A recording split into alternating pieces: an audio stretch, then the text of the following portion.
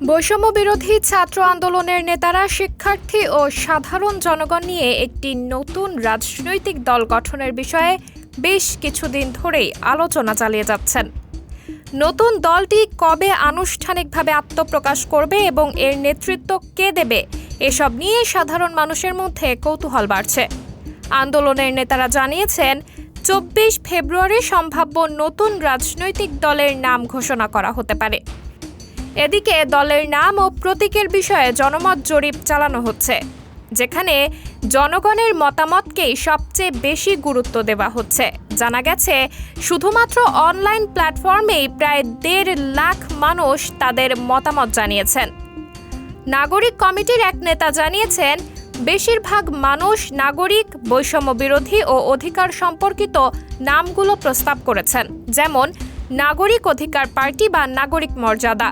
প্রতীক নির্ধারণের ক্ষেত্রেও অনেকেই প্রচলিত প্রতীকের বাইরে গিয়ে অভ্যুত্থানের প্রতীক ব্যবহারের পরামর্শ দিচ্ছেন।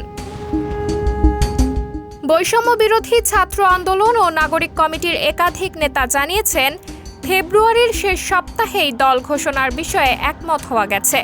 দল ঘোষণার পর চলতি মাসের শেষ দিকেই আনুষ্ঠানিকভাবে দলীয় কর্মসূচি পালন শুরু হবে।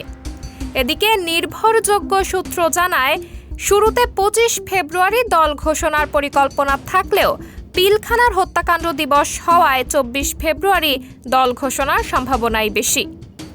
নতুন রাজনৈতিক দলের কাঠামো কেমন হবে তা নিয়েও আলোচনা চলছে। প্রাথমিক আহ্বায়ক কমিটির মাধ্যমে দল পরিচালনা শুরু হবে বলে জানা গেছে। সম্ভাব্য আহ্বায়ক হিসেবে অন্তর্বর্তীকালীন সরকারের উপদেষ্টা নাহিদ ইসলামকে বিবেচনা করা হলেও সদস্য সচিব পদ নিয়ে এখনও আলোচনা চলছে। নাগরিক কমিটির আহ্বায়ক নাসির উদ্দিন পাটোয়ারি ও সদস্য সচিব আখতার হোসেনের মধ্যে একজন সদস্য সচিব হিসেবে দায়িত্ব নেবেন। এছাড়া নাগরিক কমিটির মুখপাত্র সামান্তা শারমিন, যুগ্ম আহ্বায়ক আলী আহসান জুনায়েদ, মুখ্য সংগঠক সার্জিস আলম, বৈষম্য বিরোধী ছাত্র আন্দোলনের আহ্বায়ক হাসনাত আবদুল্লাহ, সদস্য সচিব আরিফ সোহেল ও মুখ্য সংগঠক আব্দুল হান্নান মাসুদ গুরুত্বপূর্ণ দায়িত্বে থাকবেন। একটি সূত্র জানিয়েছে, নতুন দলে বিভিন্ন রাজনৈতিক দলের তরুণ নেতাদেরও দেখা যেতে পারে।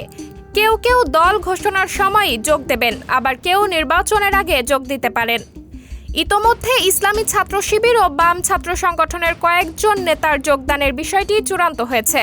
উপদেষ্টা নাহিদ ইসলাম পদত্যাগ করলেও অন্য দুই তরুণ উপদেষ্টা আসিফ মাহমুদ সজীব ভুইয়া ও মাহফুজ আলম আপাতত পদত্যাগ করবেন না বলে জানা গেছে।